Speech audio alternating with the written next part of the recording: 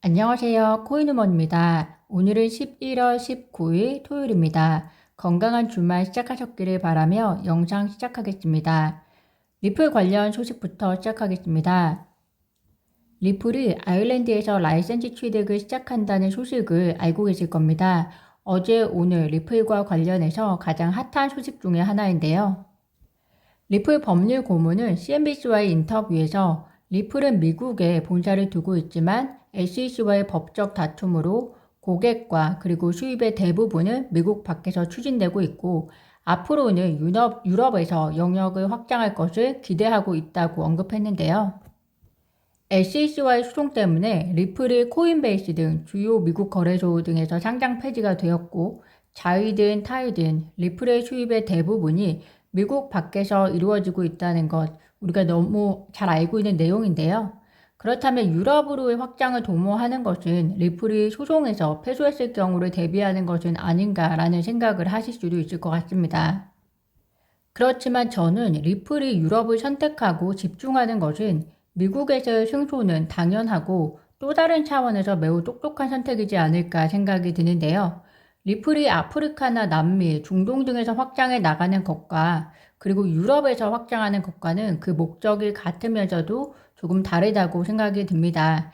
아프리카나 남미 등은 화폐 가치가 불안정하고 또 금융 시스템에 대한 접근이 떨어지기 때문에 이 안에서 리플의 XRP 레저나 또 XRP를 통해 실질적인 서비스 제공을 통해 금융의 문을 열어준다는 느낌이 든다면 영국이나 아일랜드 등의 유럽에서의 확장은 유럽이 앞으로 암호화폐 시장의 허브가 될 가능성을 보고 투자하는 것이라는 생각이 듭니다.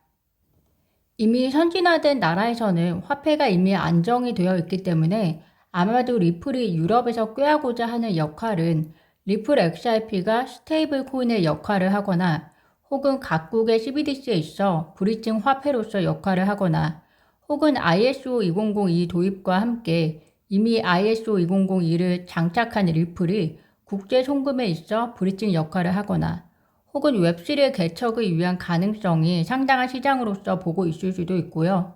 이 외에도 다양한 목적이 있을 테지만 저는 개인적으로 그런 생각이 듭니다. 리플이 유럽을 자신감 있게 선택할 수 있었던 중심은 바로 미카라고 기사에서 설명하고 있는데요. 올해 초 EU 의원에 의해서 통과가 된 미카는 27개 회원에 적용되는 암호화폐 자산 규정으로서 1년에서 2년 안에 법률로서 시행될 것으로 예상이 되고 있습니다. 명확한 규정이 있다는 것은 그리고 이런 명확한 규정이 유럽 내 27개 회원국에게 일률적으로 적용된다는 것은 기업 입장에서는 비즈니스를 하기에 매우 좋은 환경이라고 생각이 드는데요. 아마도 SEC 소송으로 규정이 없다는 것이 얼마나 기업의 성장을 저해하는지 어떤 기업보다도 잘 알고 있는 리플 입장에서는 당연한 선택이지 않을까 생각합니다. 현재 영국에는 약 60명, 그리고 아일랜드에는 약 2명의 리플 직원이 이미 업무를 진행하고 있다고 하는데요. 최근에 영국에서 200년 만에 취임한 최연소 총리로 유명한 슈낙 총리가 암호화폐 애호가로도 알려져 있는 만큼 앞으로 규제의 투명성을 바탕으로 한 유럽의 암호화폐 시장의 발전이 기대가 됩니다. 또 리플이 어떻게 유럽에서 발전해 나가는지 구독자분들께서도 관심 있게 오랫동안 지켜봐 주시면 좋을 것 같은데요. 또 다른 소식 말씀드리겠습니다. 세계 최대 암호화폐 자산 운용사 그레이스케일 잘 아실 겁니다. SEC로부터 현물 비트코인 ETF 승인 신청이 거부당하자 소송을 제기했던 자산 운용사인데요. 그레이스케일이 최근 공식 트위터를 통해서 자사의 암호화폐 신탁 관련 준비금 증명 및 지갑 주소 공개를 거부했습니다. 그러면서 준비금 증명을 대체할 수 있는 자료로 그레이스케일의 디지털 자산을 보관하고 있는 코인베이스 커스터디의 증명 서한을 공개했는데요. 그레이스케일이 암호화폐 신탁 관련 준비금 증명 및 지갑 주소 공개를 거부한 이유는 바로 투자자에 대한 보안 조치라고 언급을 했는데요.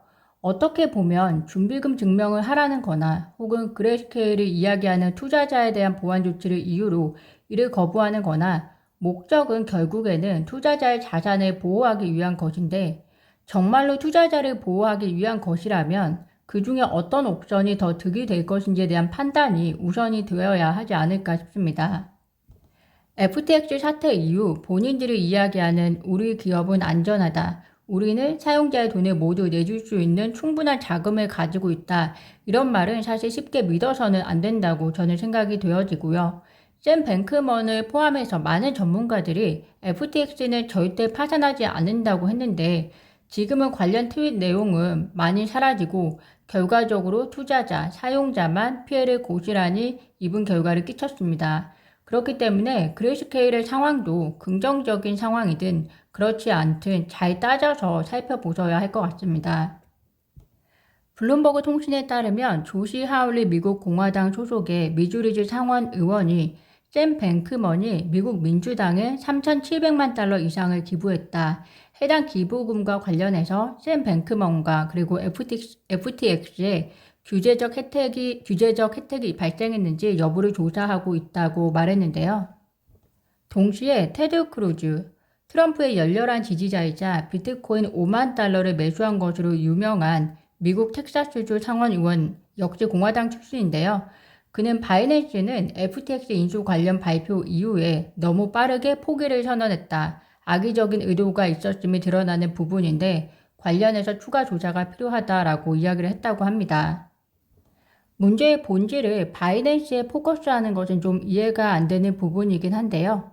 그래도 FTX발 이슈에 대해서 민주당 상원 의원들은 공식적인 성명이 없는 상황에서 어떻게 보면 아주 근소한 차이로 의석을 장악한 민주당을 제치고 공화당 출신 상원 의원들은 어떻게 이 문제를 테이블 위에 놓을지 궁금합니다. 하원의 경우는 그래도 공화당이 다수를 장악한 만큼 FTX에 대한 정보 제공 요청을 발빠르게 하고 있는데요. 민주당이나 공화당이나 어쨌든 이 문제의 책임 소재 정도가 조금씩 다르기는 하겠지만 모두가 책임 의식을 뼈저리게 느껴야 한다고 생각합니다. 오늘은 짧게 소식을 준비해 보았는데요. 편안한 주말 되시기를 바라며 오늘도 영상 시청 진심으로 감사드립니다. 구독과 좋아요, 알림 설정은 코인 우먼에게 큰 힘이 됩니다. 감사합니다.